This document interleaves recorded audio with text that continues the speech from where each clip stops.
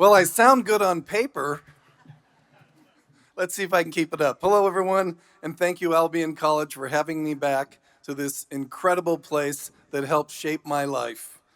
My college days were before smartphones, before streaming, before reality TV, before anyone was keeping up with the Kardashian, and when summer house was just something you dreamed of escaping to during the cold Michigan winter and not a reality show on Bravo.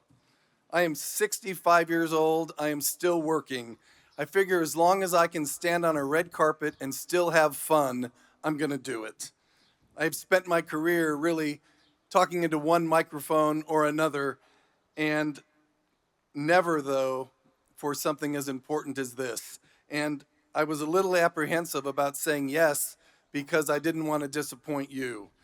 What would I say, and how would you feel about the words that I'm expressing up here? And how is some guy who works in TV news way out west going to relate to you and your future?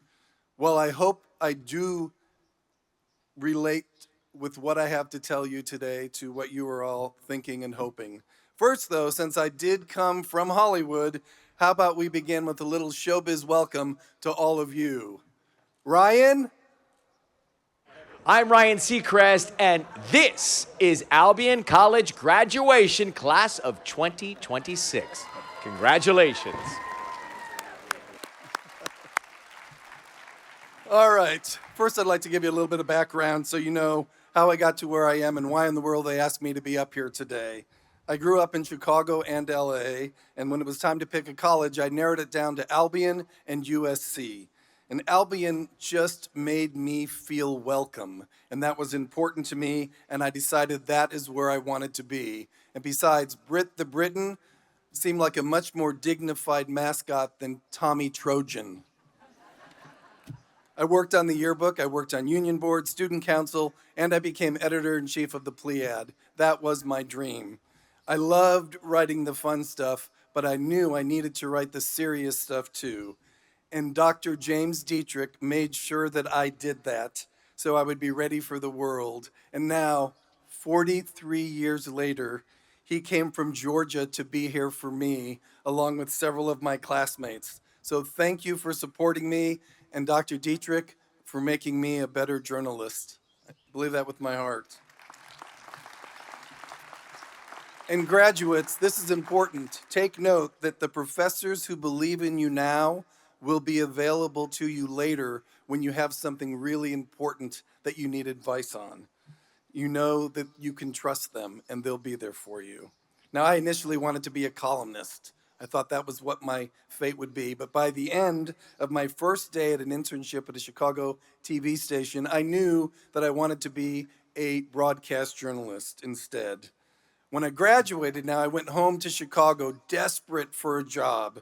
I'd sent resumes to small television stations all across the country, and they sent me rejections, a lot of rejections, and I still have them. And sometimes over the phone, the bosses would say to me, you know, you really look too young to be telling our viewers about murder. Or, do you think you could grow a mustache? I still can't really grow a mustache, so. What I'm saying is, as you search for jobs or new jobs or better jobs, you're probably going to get your share of rejections too. And don't get discouraged, and please don't give up. Eventually, there's going to be someone out there who thinks you are perfect for the job, and they will give you a chance. I figured I'd age into being a reporter, so at some point, I decided I would accept a job at the television station in Chicago where I interned. And in my free time, I concentrated on becoming a good writer. I knew that that was a strength of mine, and I was working in Chicago where there are all these talented journalists, and I thought they could critique my work, and they did. And so I'm saying to you, wherever you land in your career, seek out people who are good at what they do, and pick their brains, ask their advice, invite their criticism. It will make you better at what you do, and it will help you ultimately get to where you want to be. It helped me.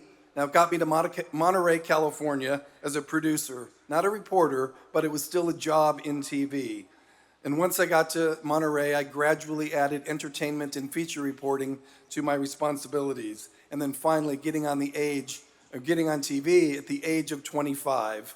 I was doing what I wanted, and it was great, but I was broke. Small market TV does not pay very well, and there's a good chance that your first job might not either, so be flexible and be willing to adjust in the short term to achieve your long-term goals. That's what I did. I then moved to San Diego and went back to just producing newscasts, but then I wiggled my way back on the air to do entertainment reporting as well, and I did both of those jobs for many years. Then I got a call and an offer to join the team at ABC7 in Los Angeles for a job that only a hand people have had since the 60s at our station, and it was the entertainment reporter. 400 people applied for this job. So how do you distinguish yourself from 400 other people? I say by being yourself and offering something different. I'd sent stories that I'd done for them to look at, examples of what they could expect if they hired me. One of the stories on my resume reel was an interview I did with Jim Carrey. I had researched and found out where he'd gone to high school. I'd written the high school, and they sent me a box. And during my interview with Jim Carrey, I started throwing a t-shirt, a football jersey. I gave him a coffee cup and pencils, all these things from his school. He loved it, and it made an impact. It was a small, creative idea, but it got noticed, and that mattered. The woman who would become my boss, well, she didn't know what to think of me as she watched my reporting reel, but she was intrigued. So one night she told me she took 2 videos home with her, one of mine and one of the other person she was considering hiring, and one of us was going to get the job.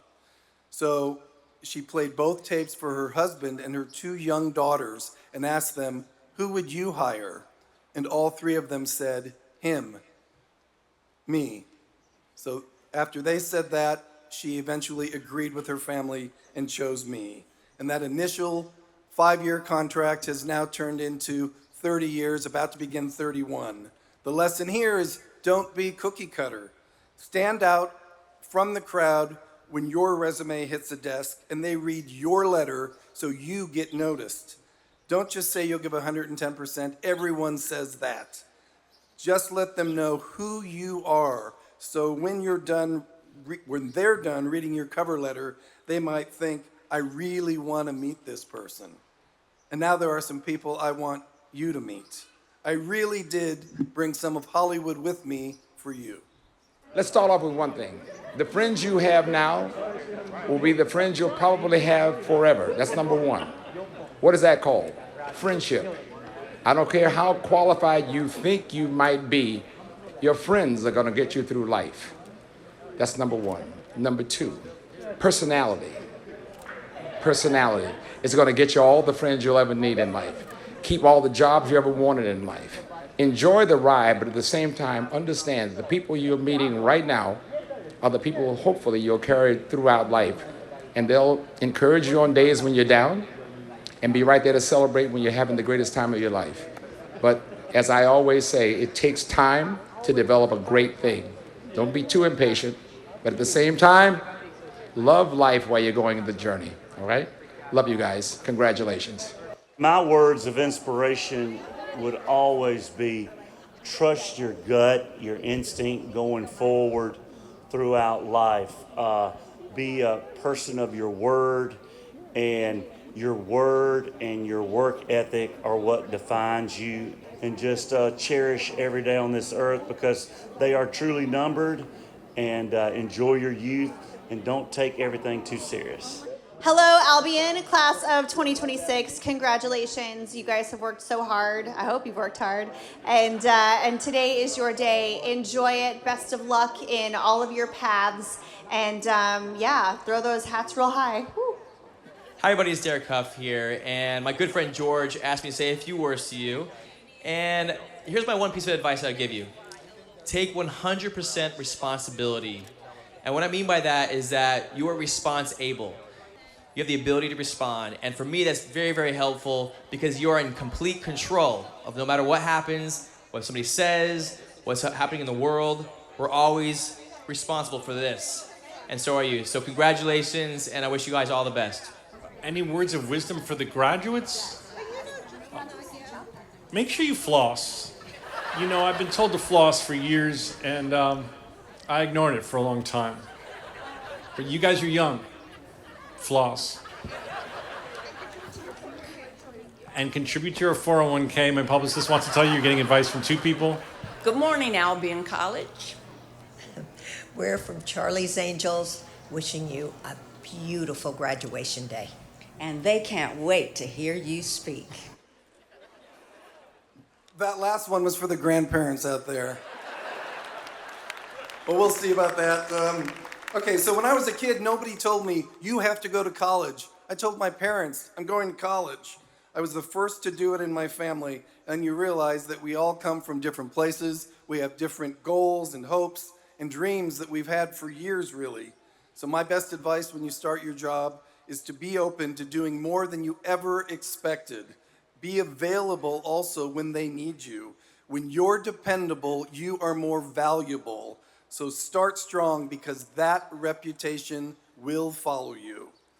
Now, I know the job world is tougher than it was when I graduated, but there are also professions today that didn't exist when I graduated. And jobs, you know, they change with time. I work in television. Some people are not spending the money anymore for basic cable.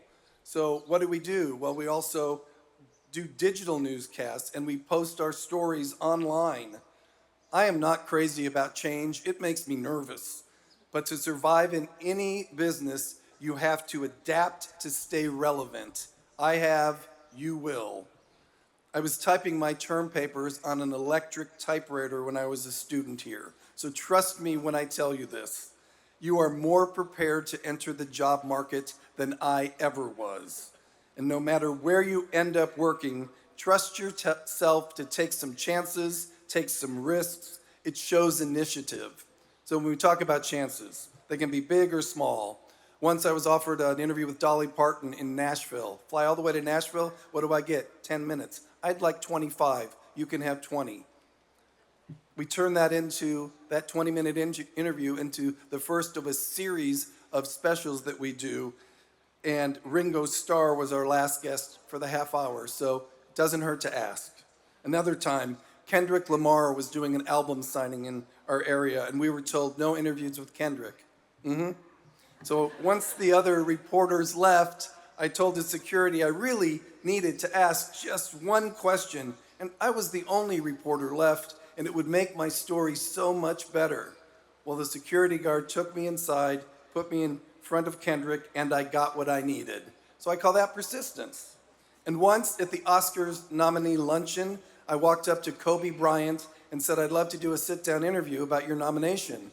And a couple weeks later, it happened. So I saw opportunity and I took it.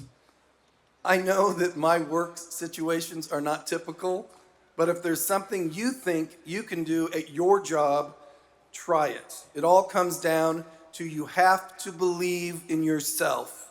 And I want to make that clear from someone I've known for many, many years. You may know her from a variety of things, including a recurring role on The Simpsons. Thank you, Julius. Please tell everybody. I won't mention how you have your nurse finish your operation so you can go play golf. Oops. Hi there, this is Dawn Lewis, and I am talking to you in Michigan. Yes, the 2026 class at Albion College. Now, you may recognize me from film, television, music, whatever you recognize me from, just know this. Where I come from, in Brooklyn, New York, I was not encouraged to do any of it. But by the grace of God and people who believed in me, who told me I had possibilities, I had options, I had talent, I had resilience, there was hope. Believe that, because the only reason I am where I am today is because I took those words to heart and made the negative messages reduced, brought those to a minimum, and brought all the possibilities to the forefront. So if you take the time to invest in yourself, because you are your best investment, if you take the time to do the work, do the homework, anything can be possible. And just remember, where you think you might want to go may not be where you end up, and that's okay too. Step out boldly. Believe in yourself. When you put your best foot forward, I promise you, the best has no choice but to come back to you. Congratulations. You've already taken a big step. Graduating class of 2026. Come on now. Believe in you. God bless you. All right, so I was in Nashville once covering the Country Music Awards, and I had a luncheon interview at a place called Peg Leg Porker, a great barbecue place. And these two future stars that I was interviewing had once left the Baltimore area, and they discovered Albion on their journey. They liked it here, so they stayed as they built their careers. They went on to get CMA nominations, 2 Grammy nominations. They even have an Emmy. And when I asked them to say something to you, they immediately said yes. So here are Michael and Tanya Trotter, better known as the War and Treaty. Hey everybody, I'm Michael. And I'm Tanya. And we are the War and Treaty, and we're so excited to be here. Thank you, George, for asking us to honor and hype up to acknowledge our people in Albion, the class of 2026. Congratulations. Yes, we're so excited for you. Get out there, do your thing, let the world know that you are here. Congratulations, everybody. You have worked hard all year, 4 years for some of you. You've worked hard, and now the payoff is here. And for those who are going to continue their education, thank you so much for your service. We're so honored to be a part of this in your moment. And y'all go out there and y'all keep kicking butt, man. Congratulations. Bye, everybody. We're going to get back on our bus now. We love y'all. While Michael and Tanya are now a big part of the country music world, being here meant the world to them. In fact, Tanya told me they just bought a house right outside of Albion, and they are soon moving back here. And while they are moving back here, you are likely moving away. And as I look out at this audience right now, it's clear that wherever you go, you will have a village of people who love you. Besides the friends you're sitting near, your families are here too, showing you how proud they are of what you've accomplished. And you have accomplished a lot. You've made it to the finish line. The study, the challenges, the jobs, the extracurricular activities, you know what it took to get here, and the sacrifices you made along the way. While you're at the finish line, once you get that diploma, you're at the starting line again. You've had your trainers, the wonderful faculty here who pushed you hard, but you know now to get where you need to be, you better push yourself. There's an old saying, if you love what you do, you'll never work a day in your life. So I wish for you to find that part of your job, something that you get excited about every day, because it makes the good days better and the hard days easier to take. You're going to find the true meaning of teamwork as you get out there. And while success feels good, it always feels better when you share it with others. I'm proud to say that one of our newscast producers, one of our meteorologists, and one of our main anchors were once upon a time all my interns. They ventured out, they learned a lot, and they came back ready. This is your venture out moment. If you're venturing a little far from home, that's okay. Go, you can always come back. Or you can make a new home somewhere else. You'll know because you'll feel it. And right now, I feel home again. As I look out at you, I can also see my class of 1983, very preppy. It was the purple, the gold, and our other favorite color, plaid. We were very popular. We loved our colors. There are people, as I look at you, that I wish I hadn't lost touch with, fellow students who went on to do some great things, and you'll be saying the same thing about your classmates, and it's likely that they will be saying the same about you. You shared this experience. You grew up here, and now it is time to say goodbye. But first, how about we hear for two people known for their comedy and known for taking chances in the name of a good punchline. These two names have some words of wisdom for you, or maybe I should say, words of whimsy. Hey, members of the class of 2026 at Albion College, Conan O'Brien here. I very much wanted to be your commencement speaker and be with you today, but the elders at your school did not meet my fee. Now, my fee is very reasonable, $340. They said too high. I had to walk. It's a pride thing. And speaking of pride, I'm proud of all of you. Congratulations. It's a big day. Go out into the world, become whatever you want to be great at it, and then hire me, because I'm getting old fast and I will need the work. Congrats. From Hollywood, it's Jimmy Kimmel Live. Hi, I'm Jimmy Kimmel. George has been my friend and confidant for more than 20 years. We've had many meaningful conversations on the red carpet. He asks who I'm wearing. I ask about his vest. We learn so much about each other. And now George has asked me to share something with you, some advice or inspiration. And while this might seem an odd request to make of someone who, unlike you, did not graduate college, there is one thing I've learned along the way that I think might be valuable to everyone. And that is this: the only way to be completely done with your laundry is to do it naked. Remember that and share that with your grandchildren. Congratulations, Albion graduates. Have fun, be safe, and don't forget to give George a kiss on the neck for good luck before you leave. Okay, no kisses, please. But remember what I said about taking chances? Jimmy takes them all the time. It definitely gets him noticed, and sometimes it gets him into some very hot water. But he is still making audiences laugh nightly. And since I never took a poli-sci class here at Albion College, we'll leave it at that. And now I will leave you with one last thought. You will likely rise in whatever it is that you do. You'll see that hard work pays off. I believe that 100%. But sometimes with those high points, there are also falls, and they can hurt, and they can mess with your mind. And sometimes those falls can be very public. It happened to me when too many wires got tangled around my legs during the American Music Awards. Oh. Help me up. Are you okay? Yeah. Okay? Come on. Yeah. You can do it. Oh, I almost... We are here now with the members of BTS. They just helped me because I tripped on the carpet, so thank you very much. It's hard to look at even now. I was so embarrassed. But there's a message for you here. If you have a bad day at work, or if someone makes you feel down, pick yourself up or have other people help you up. And then get back to business. That's what living is. So class of 2026, here is to a great new chapter of your lives. And now if we could just pretend it's night, evening right now, so I can borrow a phrase from the late broadcast journalist Edward R. Murrow, played by George Clooney in the movie, by saying good night and good luck.